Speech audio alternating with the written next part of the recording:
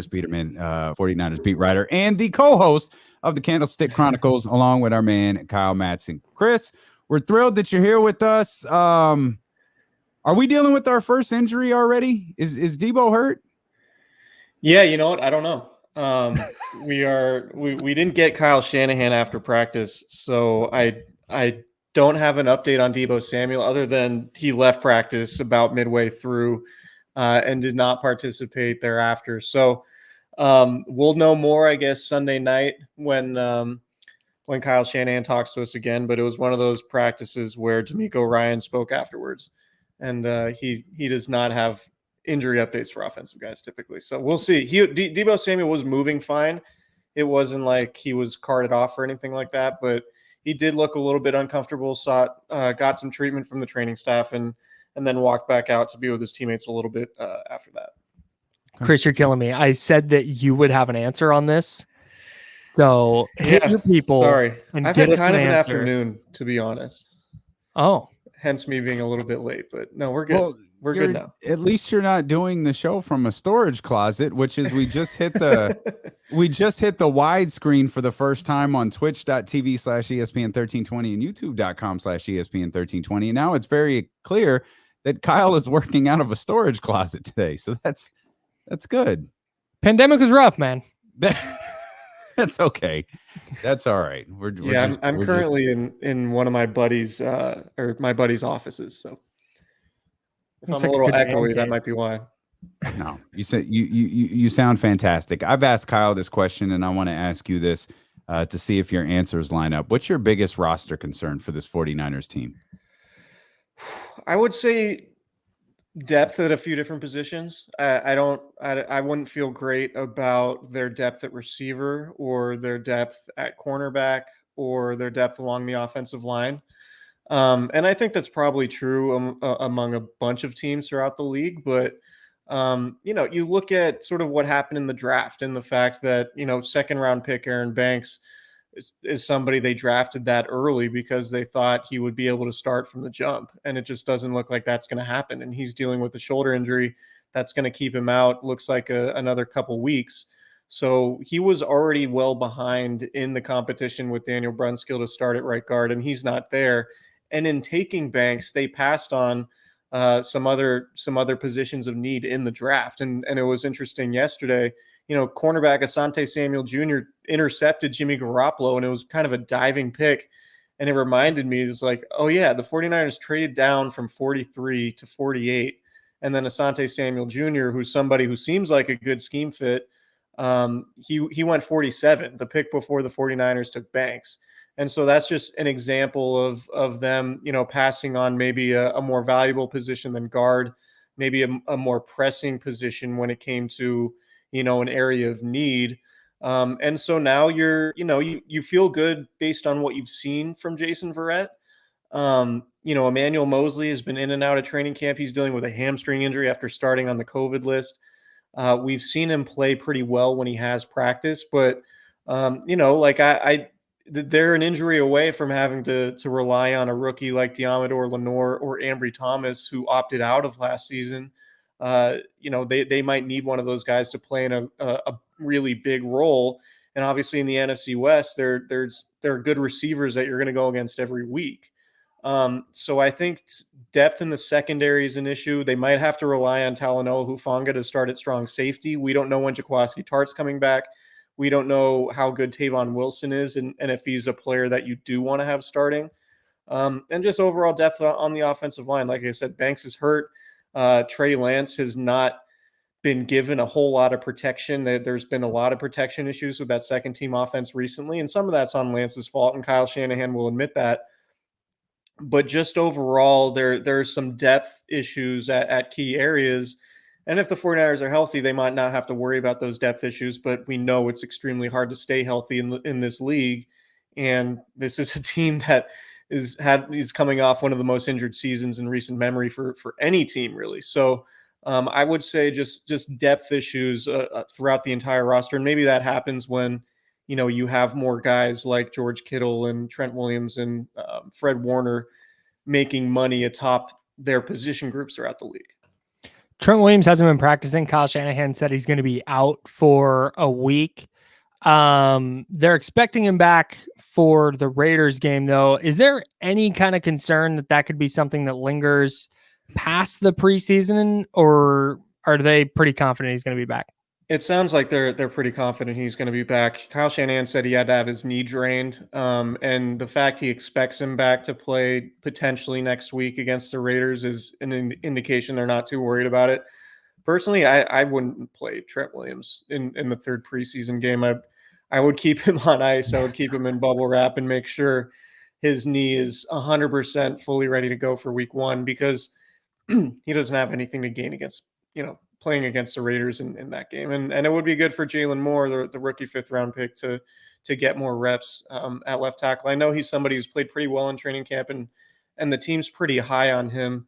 And I do wonder if and when Trent Williams comes back, if Jalen Moore might end up in the mix at right guard. I think that's a possibility, and then that would allow Daniel Brunskill to sort of be the backup at just about every other spot along the offensive line, instead of playing him at right guard, where, I don't know that he's necessarily been great at right guard either. I would say right guard with the starting lineup is probably the Achilles heel of the offense right now.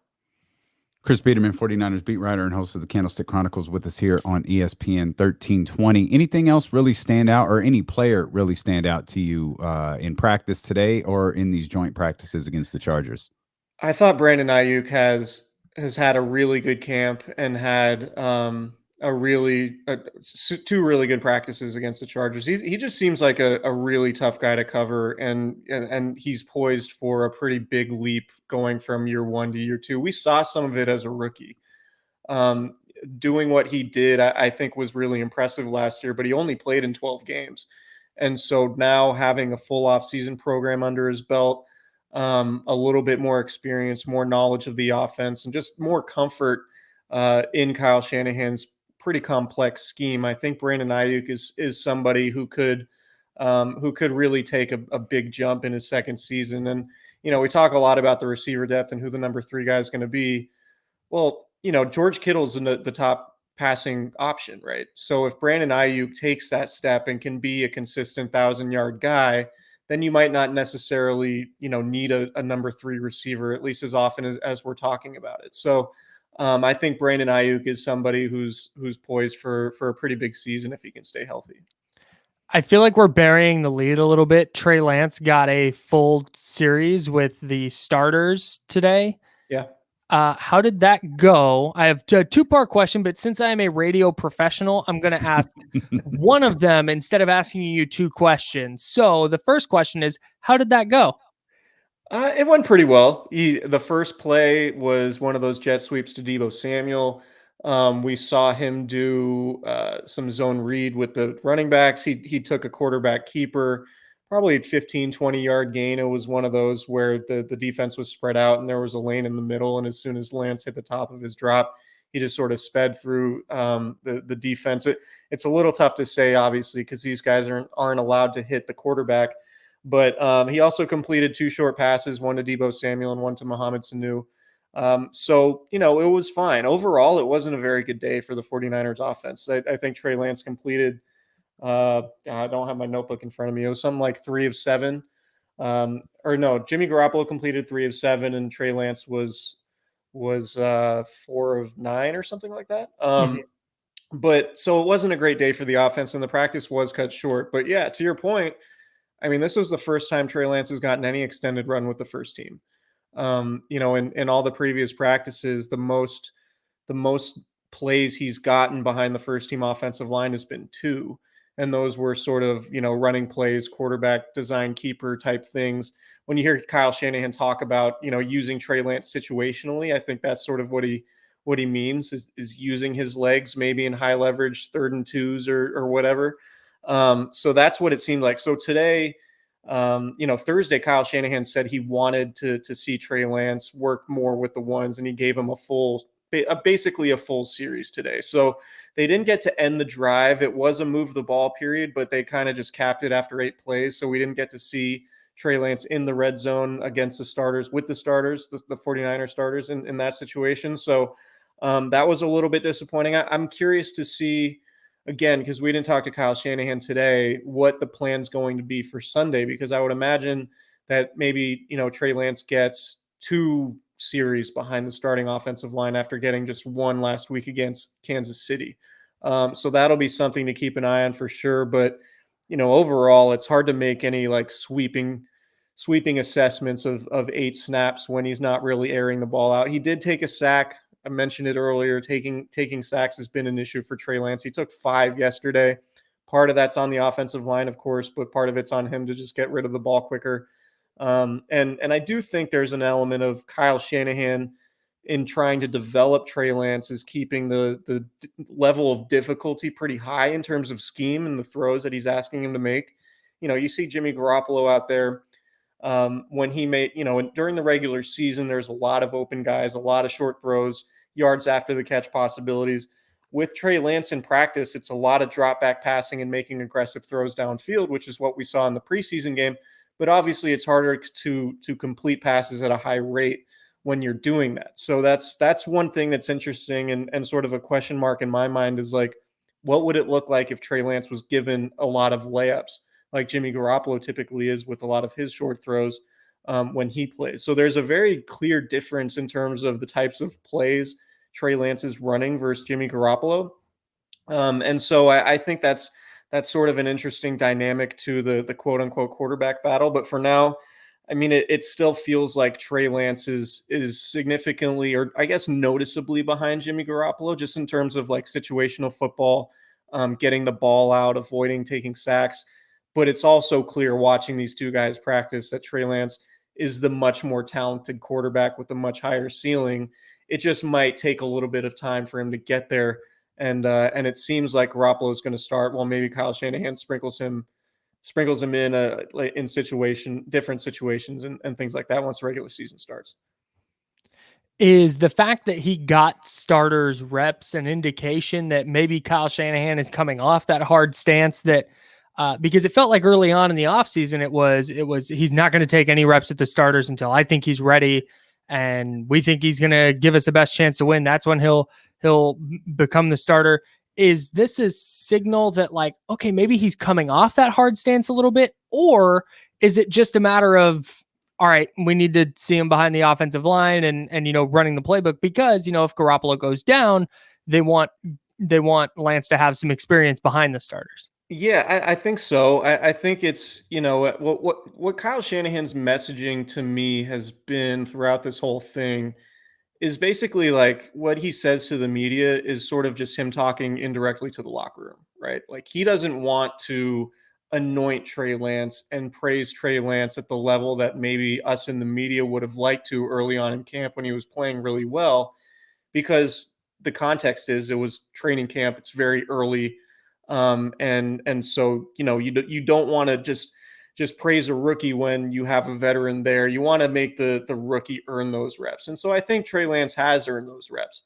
And we've seen Trey Lance get considerably better from the offseason program to training camp. So now there's still 3 weeks before the regular season starts. There's still time for Trey Lance's game to evolve over that short amount of time. That's not to say I think it's going to get to the point where he's eclipsing Jimmy Garoppolo, but I think that Kyle Shanahan looks at it like he doesn't have to make a decision right now.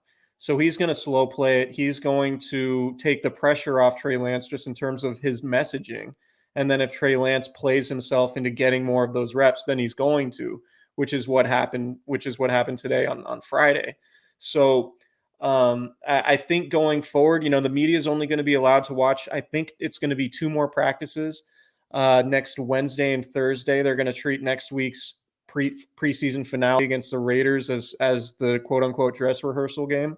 So if that's a dress rehearsal game where it's a regular season week of practice, we'll get to watch Wednesday and Thursday because league rules say the media can watch full practices through the 26th.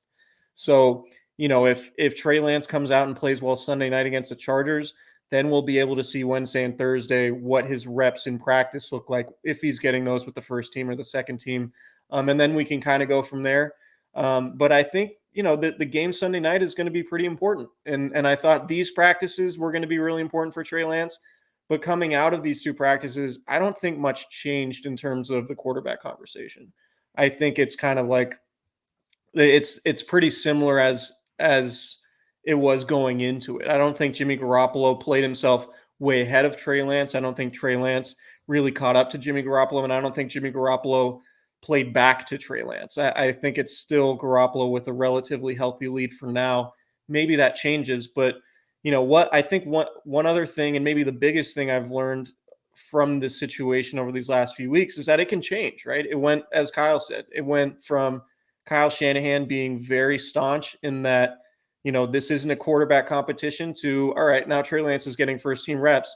And that's about a 3-week period of time. So there's 3 more weeks to go before the regular season starts.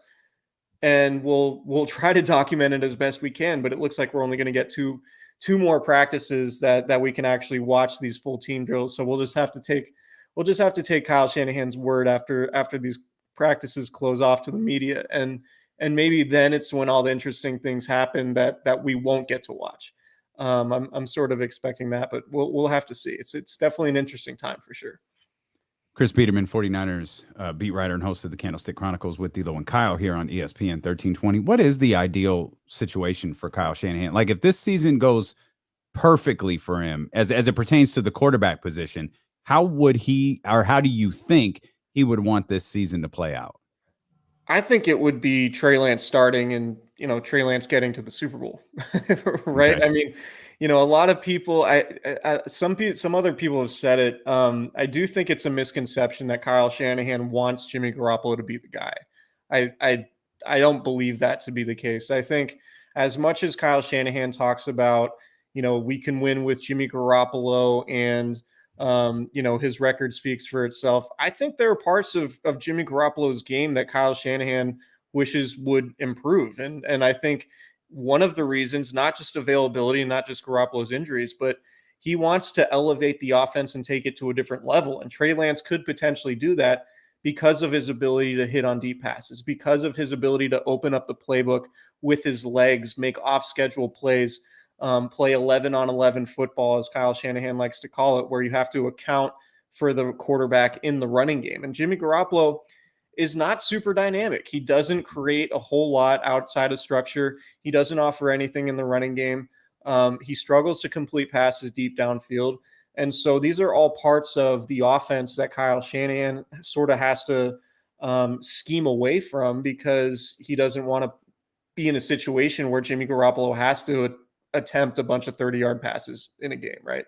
So it's one of those, it seems like, so a perfect situation for me would be, in my opinion, for Kyle Shanahan would be Trey Lance comes in, wins the starting job, and then he plays at a high level, and Kyle Shanahan can use his schematic chops to figure out a way to generate an offense based around Trey Lance's skill set that the league hasn't really seen before, or at least scouted.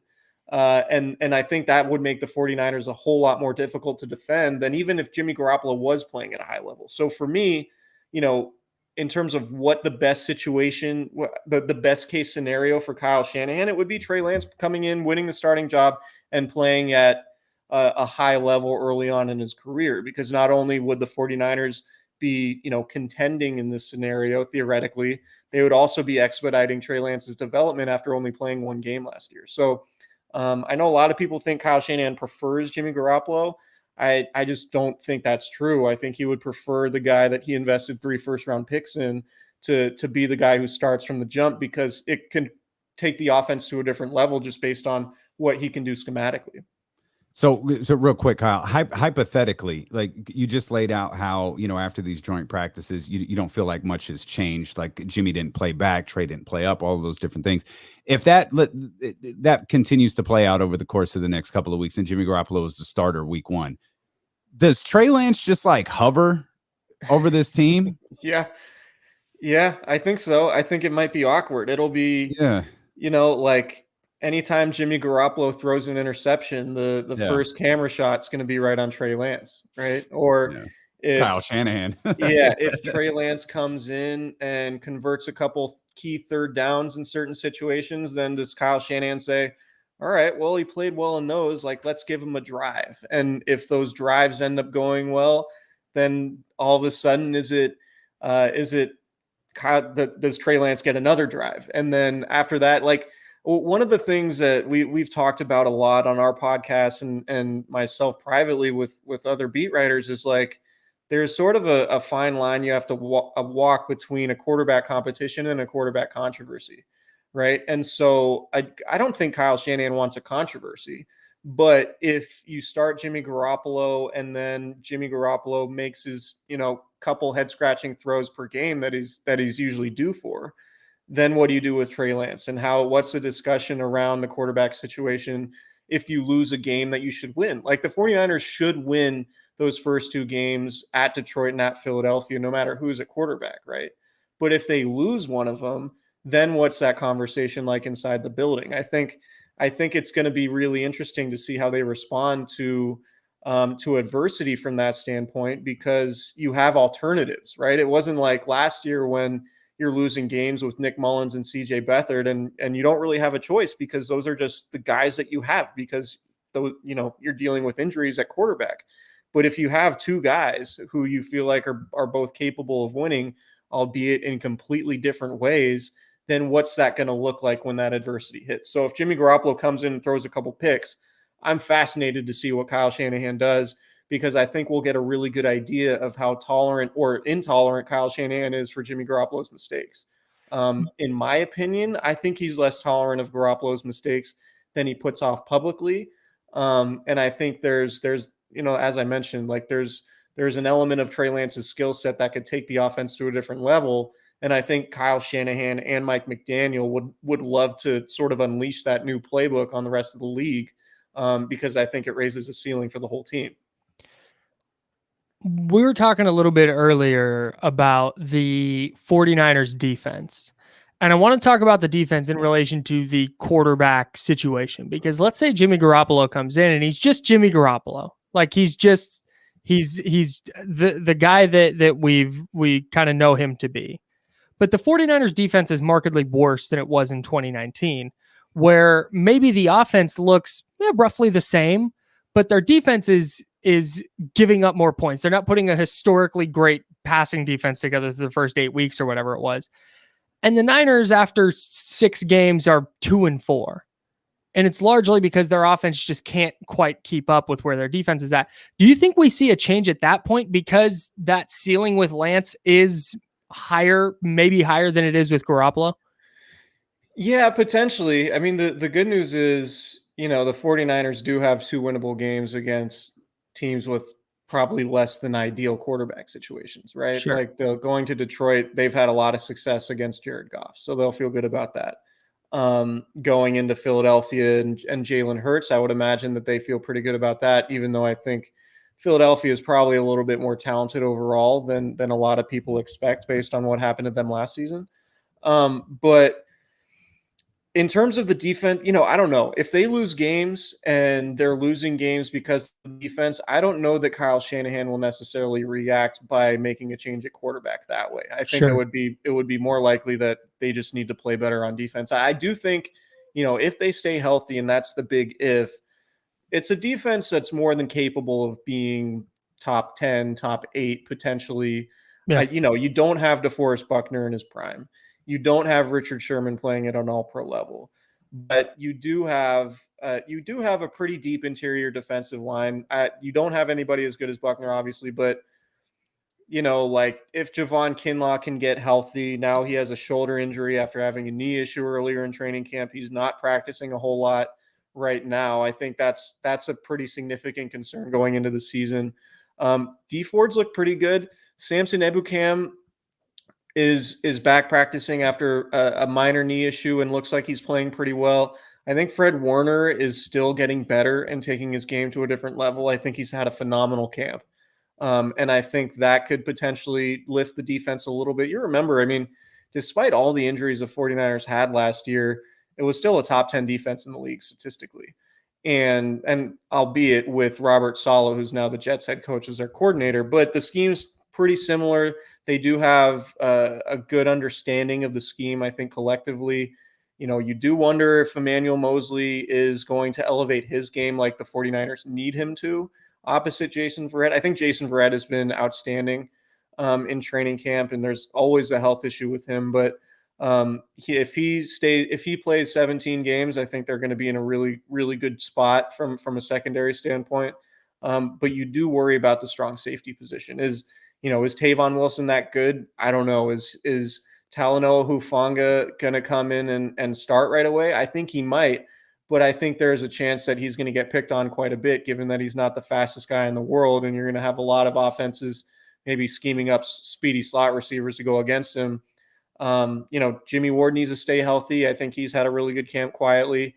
Eric Armstead seems like he's in good form, and I know the 49ers would love to get him playing along the interior a little bit more than the outside, particularly as a pass rusher, which leads to Nick Bosa, right? Like Nick Bosa, if he's a defensive player of the year type player, which the 49ers hope he can be, that changes everything, right? Because you go from having a solid defense, a solid scheme to, all right, we have a star at arguably the most important position on the field defensively, and he could carry the defense to, elevate it. If Nick Bosa is a 14, 15 sack guy, that changes the defense completely. And the way he's able to pressure quarterbacks, he can wreck games by himself and force turnovers by himself. So if he's playing at that level, if you get anything from D Ford, if Samson Ebukam fits well in this new role like the 49ers think he will, then I think the defense will be good enough. But I don't know that the defense is going to dictate what they do at quarterback necessarily. I think those are going to be two entirely independent factors. But I think right now it seems like the 49ers seem pretty balanced just in terms of how good they can be offensively and defensively. Is there pressure on Kyle Shanahan this year? Yeah. Yeah. I mean, he just I wasn't sure if the drafting Trey Lance almost got him a year reprieve. Yeah. Because I thought after last season, there's got to be a lot of pressure on him. And then it was did the drafting of Trey Lance kind of alleviate that at all? Well, no team has ever, and this is a stat from our friend Nick Wagner at ESPN, but no team has ever gone to a Super Bowl and then drafted a quarterback in the top 3, less than 24 months later.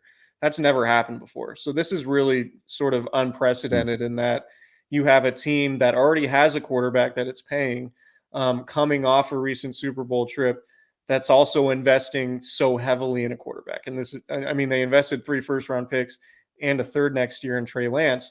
So it's really a tight needle to thread, right? Because you want to contend, you want to compete, and you also want to develop your young quarterback for the future. And so, yeah, I think that falls on Kyle Shanahan because those are the decisions that he made. He's the most important decision maker in that building. So, what they do at quarterback is entirely dependent on his opinion.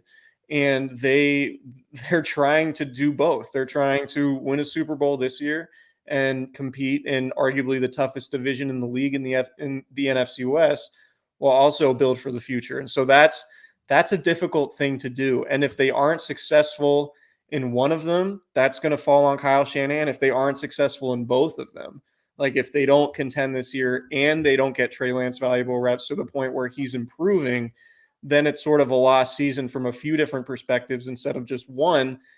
And I think that all falls on Kyle Shanahan. Now, he did get a contract extension last offseason. He's one of the highest paid coaches in the league.